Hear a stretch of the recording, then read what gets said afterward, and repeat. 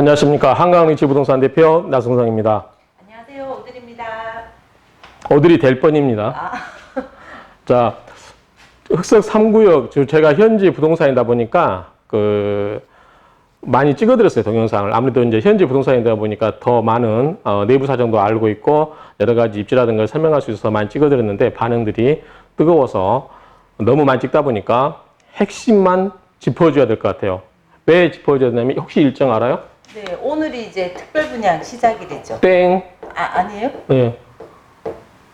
리버파크자에 공부해온 아는 사람이 차이가 있습니다. 저는 해왔어요. 19일 아닌가? 자, 먼저 일정을 보면 특공이 5월 19일이에요. 네. 특공이. 오늘 며칠이에요? 오늘 18일이구나. 네. 성년의 날요. 19일. 어머나. 성년날이 5월. 오늘 첫째 주. 너무 지금, 아니, 너무 길 세면 안 돼요. 네. 자, 그 다음에 5월 20일이 이제 1순위. 그 다음에 5월 21일이 1순위인데 서울시 거주 아닌 사람. 근데 보통 여기서 잘릴 것 같아요. 5월 19일하고 5월 20일에서. 그 다음에 발표날 혹시 알아요? 모르죠? 28일. 맞췄네. 5월 28일? 네. 어떻게 그런 걸 기억하지? 아무튼 좋은 학생이에요. 이런 일정이기 때문에 오늘이 5월 18일입니다. 그래서 핵심만 간단하게 찍어드리겠습니다. 만담은 가급적 자제하고 최대한 신속하게 빨리 끝내드리겠습니다. 자, 부동산에서 가장 중요한 건 뭐죠? 입지. 입지죠. 자, 부동산은 뭐니 해도 입지입니다. 그래서 대부분 사람들이, 투자자분들이 특히 그걸 보시는 것 같아요. 여기서 가깝냐, 한강 조망이 되냐, 수비 조망이 되느냐, 뭐 여러 가지, 주변에 옆에 큰 공원이 있느냐, 뭐 이런 걸 여러 가지, 중요한 거는 입지죠. 교통이 편하냐. 근데 흑석 3구역 입지는 어떻다고 생각해요? 우선은 이제 제가 봤을 때 두 가지로 봤을 때 서달산 가까우니까 이제 그런 부분이 있고, 그 다음에 또 학교가 있잖아요. 그래서 학세권이라고 해서 그 부분에서 좀 집중하면 되지 않을까. 본인 청약할래? 저는 하죠. 좋습니다. 자, 입지. 첫 번째 지하철에서는 좀 멉니다. 10분에서 15분 봐야 돼요. 오르막이라서 내려온 건 상관없는데 올라갈 때 좀 힘들 수 있습니다. 그 다음에 서달산 바로 밑에 있어요. 자, 항공사진에서 제가 VR에서 보여드렸죠? 흑석 9구역과 서달산 사이에 있다라는 거. 그래서 그 다음에 뒷부분 가면 또 경사가 가파르다는 것도 인정할 거 인정해야죠. 그러니까 입지는 좀 그런 다소 아쉬운 점이 있어요.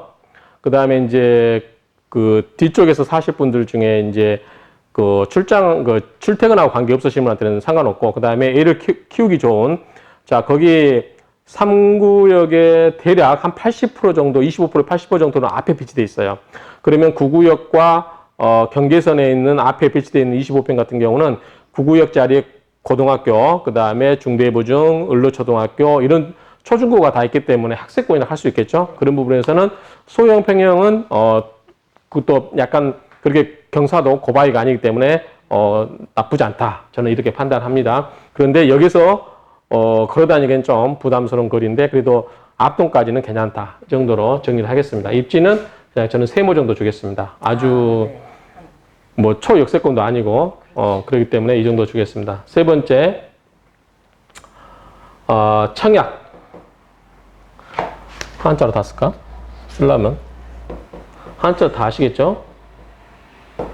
자, 청약을 할 때 청약을 할 건가 말 건가 할 때 가장 결정적으로 뭘 보고 청약 결정을 하죠? 뭐 보고요? 이제 미래 가치? 이게 오를까? 미래 가치도 중요하지만 현재 가치도 중요하죠. 예, 근데 현재 가치하고 현재 우리가 이제 미래에 얼마나 변화될까? 프리젠트 밸류 가지고 현재 가치를 많이 따지죠. 부동산 투자할 때. 자, 그러면 우리 오드리 님이 보기에는 3구역이 시세 차익이 당첨만 되면 얼마나 될까요? 이제 2에서 3억 정도는 가지 않을까. 저번에 한번 분석해 주셨잖아요. 2억에서 3억. 네. 네. 그러니까 그렇게 보시는 분도 많아요. 어떤 분들은 막 10억도 이야기하고 막 5억, 6억 막 이렇게 이야기하는데 제가 그때 조합원 거하고 기준이 다른다고 했어요. 그래서 조합원 거하고 분양가 차액을 빼버리면 4억 5천인데 조합원 것에 비해서 층이 낮고 1, 2, 3층이잖아. 주로 층이 낮고 그 다음에 옵션에서 많이 빠진 부분이 있기 때문에 제가 많이 빼면 서운하다고 그랬죠. 그래서 많이 안 빼고 1억만 뺐어요. 그래서 그랬을 때 평균 3억 5천을 받는데 시세 차익을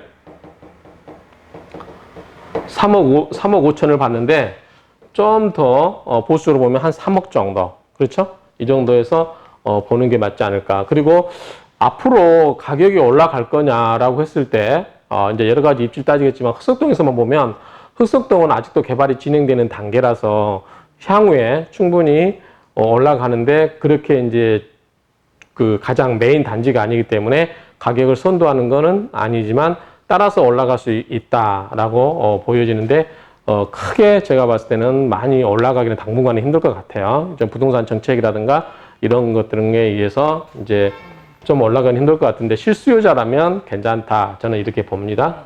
그 다음에 청약하다 보면 시세차익 있고 그 다음에 이제 가점이라는 게 있죠. 자, 이번에는 가점제하고 추첨제가 있는데 추첨은 의미가 없어요. 자, 34평 이하는 전부 가점제예요. 그 다음에 45평인가 그거는 절반은 저기 가점, 절반은 추첨제 이렇게 한다고 했는데 하나밖에 없어요. 그러니까 의미가 없죠. 전부 올 가점제라고 보시면 돼요. 가점제 하면은 이제 가점제 총점 몇 점인지 알아요? 총점이요? 응. 80점. 우리 작년에 땄죠? 그래서 나도 외워서 왔어요. 나는 모르는데 84점이랍니다. 뭐 무주택 32년 뭐죠? 막 이 기간 이 점수 있잖아요. 네, 그래서 84점인데 이게 청약해볼 만한 점수가 얼마 정도 될까요? 보니까는 이제 문의를 많이 해주시잖아요. 네. 대부분 보면 한 60점 중반쯤 되시는 분들, 그쵸. 아니면 64, 23, 뭐 이런 분들이 많이 물어보시더라고요. 상담을 받아보면 60점대 중반이 많습니다. 그래서 69점짜리도 있고 뭐 74점인가도 있고 하는데 그런 부분은 좀 독특하고 낮은 분은 58점대도 있었어요. 심지어 22점대인가도 있었고 그런데 어쨌든 청약 점수가 만약에 내가 70점 이상이다. 그러면은 좀 고민할 것 같아요. 내가 청약을 할 건가 말 건가. 될 확률이 있죠.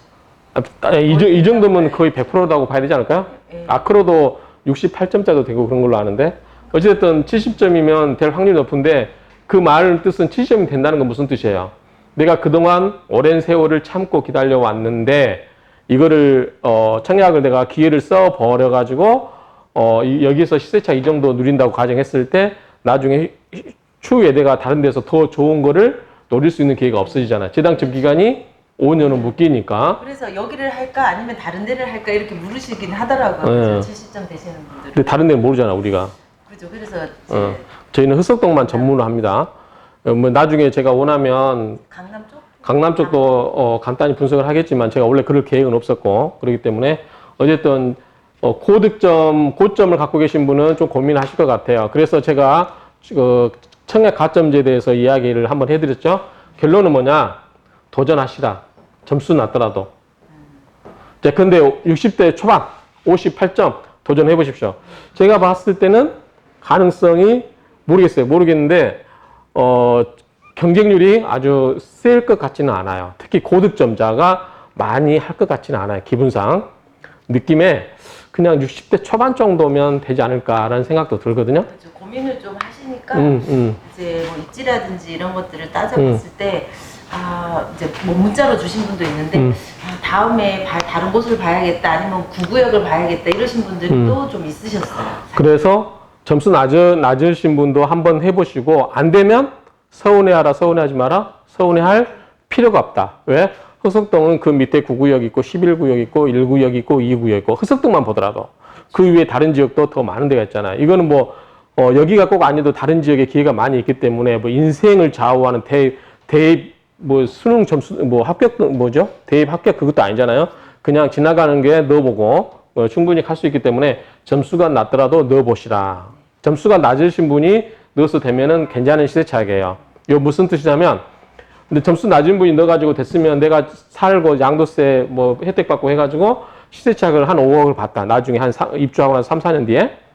그러면 그 사이에 내가 기다려서 어떤 이익을 보는 것보다도 이 이익을 받은 혜택을 확실하게 해서 그걸 가지고 다른 데 또 투자할 수 있는 종잣돈이 되기 때문에 충분히 점수 낮은 분도 해볼 만한 메리트가 있다라고 이야기를 하고 진짜 높으신 분은 고민을 좀 해보시면 좋을 것 같아요. 좋은 데가 어딘지. 그 다음에 2, 3년 내에 강남에 정말 좋은데 그런데 그 다음에 여기서 또 질문 하나. 이건 제 생각인데 후분양자 하면은 일반 분양자들은 좋아요, 안 좋아요? 좋지 않아요? 왜요? 다 지어진 다음에 보고 할 수 있으니까. 물론 그것도 하나의 메리트고요. 중요한 거는 후분양제 하면은 가격을 누가 결정해요? 후분양제요? 그건 국가에서. 국가에서 분양 심사위원 뭐 그런 데서 금액을 하기 때문에 각 금액이 낮아질 수 있어요. 낮아지면 시세 차익이 커지겠죠. 그래서 전매 기간이 몇 년으로? 이제 10년. 아니, 전매가 아니라 재당첨 기간이 몇 년으로? 10년으로 늘어난 거예요. 그것도 제가 설명드렸어요. 그렇기 때문에 후분양제 하면 일반 분양자들은 이익인데 조합원들은 손해다. 그렇죠? 일반 분양을 통해서 많은 이익을 창출해서 조합원들이 혜택이 가야 되는데 일반 분양 수익이 작아지면 조합원들이 부담해야 될 부분이 커진다. 서로 그래서 조합원의 이익과 일반 분양 가격과는 무슨 관계가 있다? 반비례 관계가 있다. 이것도 앞에 제가 유튜브에서 다 설명했어요. 여러분들 한번 참고하시면 되고 또 다루어야 될 내용이 있나요? 여기에 그거 이제 청약할 때 내가 자금을 봐야죠. 자금. 무조건 그냥 도전할 거는 또 아니잖아요. 그 대출 규제가 있다 보니까. 그러면 자금을 보면 자 25평 같은 거는 7억 5천이고 34평은 9억이에요. 네. 9억 5천이죠. 25평이 7억이고 6억 6천에서 7억 사이인데 그냥 7억으로 볼게요. 그 다음에 참 빼먹었네요. 25평은 앞쪽이기 때문에 좋고 학세권이기 때문에 좋다고 했는데 25평인 1층 같은 경우는 6억 6천 정도 되는 것 같아요. 네. 그러면 흑석동에서 25평 아파트가 아무리 1층이지만 6억 6천이면 싸다 비싸다? 엄청 싼 거죠. 엄청 싼 거죠. 네. 그래서 해봐서 돼요. 네. 그래서 가격이 뭐 어디 보니까 제목이 가격이 깡패다 이런 말도 해놨던데 괜찮아요. 예, 1, 2, 3층이 옛날처럼 딱 바닥에 붙은 1, 2, 3층이 아닐 거예요. 우리 아크로로 보더라도 1층이 일반들 보면 한 3층 높이 돼요. 그렇기 때문에 1, 2, 3층이 뭐 나쁘지 않다. 일단 가격이 착하니까 그래서 도전해 보시라. 이 부분 제가 아까 가점 얘기만 하고 뺐네요. 그다음 자금은 25평은 7억인데 중도금 대출이 되죠? 네. 그 다음에 34평 고고층이기 때문에 중도금 대출이 안 돼요. 네. 그러니까 자금 계획을 자기 알아서 세우시고요. 그 다음에 또 많이 질문한 것 중에 하나가 내가 돈이 없어요. 그래서 계약금 20% 넣었어요. 계약금 20%.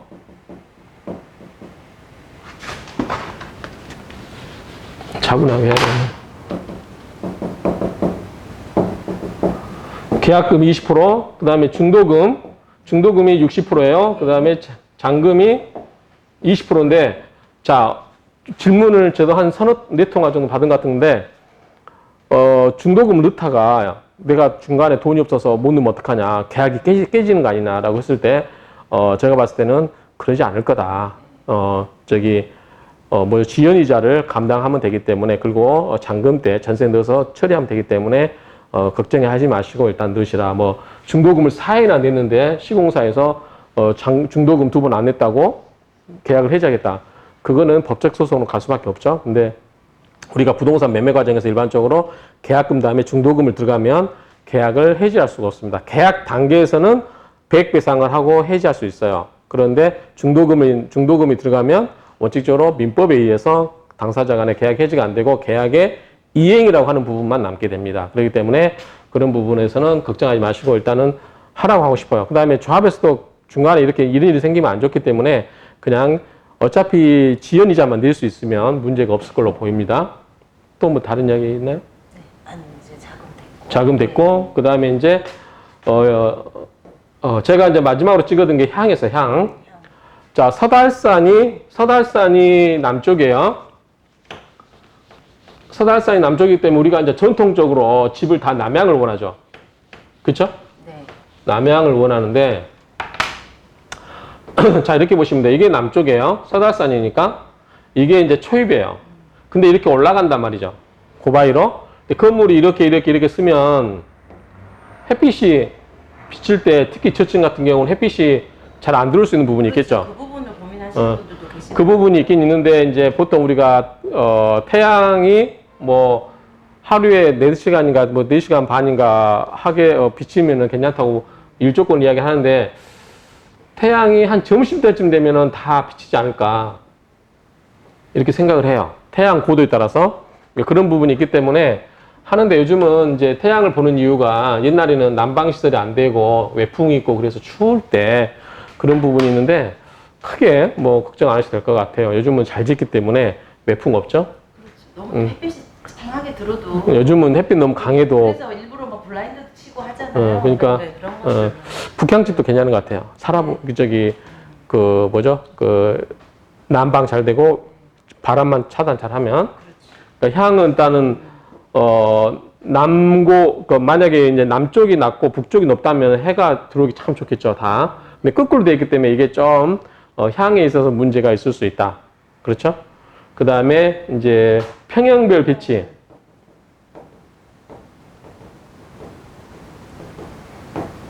자, 25평은 전부 3층 이하예요. 3층 이하.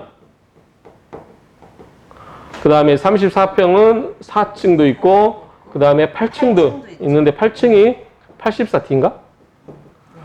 타워형인 것 같아요. 저는 세대 분량이에요? 분량인데 타워형. 아, 그래요? 저는 아파트 잘 모릅니다. 아파트 한 번도 살아본 적이 없어서. 그래서 어찌됐든 이런 건데, 그러니까 이걸 보고 어느 유튜버님은 그랬어요. 뭐 잔반이다. 잔반요? 잔반.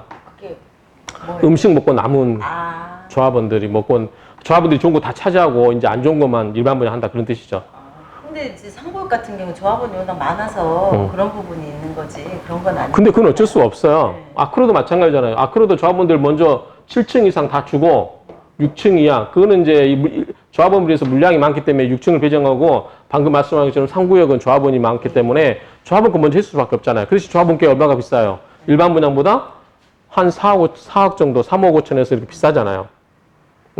그렇기 때문에 그래서 조합원들 거 사신 분들이 계세요. 일반 분양 안 하시고 조합원들 거 사신 분들 계세요. 그래서 이 자본주의 사회에서는 이 모든 게 부동산 시세도 마찬가지지만 모든 이 시세는 뭘로 연결되냐면 결국은 이 쩐으로 다 연결돼요. 쩐으로. 시세에 다 반영이 돼 있어요. 그런 부분들이. 그런데 어쨌든 일반 분양 받으신 분들은 그런 거 하나도 3구역에 대해서 흑석 리버파크 자리에 대해서 어느 정도 이 말 좀 웃기겠지만 기여한 부분이 없잖아요. 그런데 일반 분양 청약 등장 300만 원을 입금 넣어놓고 일정한 자격을 갖춘 자격을 갖췄기 때문에 여기에 청약할 수 있는 혜택을 주는 거잖아요. 그렇기 때문에 어쨌든 이 현재 가격이 상당히 메리트가 있다. 그래서 좀 낮은 층이 하는 게 아쉽긴 하죠. 저도 인정합니다만 어쩔 수 없어요. 왜냐하면 조합장이라든가 조합 임원들은 거기에 대해서 누가 선출해요? 조합원들이 선출해요. 그 조합원들이 그 사업의 주체고 제가 앞에서 이야기했죠. 수익이 나도 조합원이 먹고 손해가 나도 조합원이 먹는다. 아니 먹는 게 아니라 손해는 물어내야죠. 그래서 일반 분양 받으신 분들은 조합장이 받겠다고 해서 불안할 필요가 있다? 없다. 왜냐하면 그 공급 계약서상에 계약금만 넣으면 혜택을 다 거기에 공급 계약서상에 누린 대로 적혀진 대로 모든 법률상의 권리를 다 갖는 거예요. 여러분들의 의무는 분양 대금만 넣으면 되는 거예요. 거기서 사업이 잘못됐다고 해서 추후에 추가 분담금을 내거나 그럴 일이 없어요. 그런데 조합원들은 그런 리스크를 떠안고 있어요. 거기에 대한 반사적 혜택으로 더 좋은 층을 가질 수밖에 없는 거죠. 그게 다 이런 이 자본주의 사회에서 여기에 다 반영되어 있는 거예요. 그렇기 때문에 그런 부분은 충분히 이해하시고요. 그래서 일단은 결론은 점수가 좀 낮더라도 도전해 보시라. 그리고 일단 가격이 비교적 착한 가격이기 때문에 충분히 도전해보고 해도 충분하고 그 다음에 흑석동에 연구가 있으신 분도 좋겠죠. 근데 이제 순수하게 나는 어떤 연구를 따지지 않고 정말 투자 마인드로만 접근하겠다. 그러면 좀 기다리셔도 된다라고 이렇게 말씀을 드리겠습니다. 이 정도로 해서 마무리 과외식 꼭찍기 아니요, 꼭찍기 쪽집게 가게. 쪽집게 과외를 마치도록 하겠습니다. 아무튼 내일부터 청약입니다. 여러분들 대박 나세요. 감사합니다.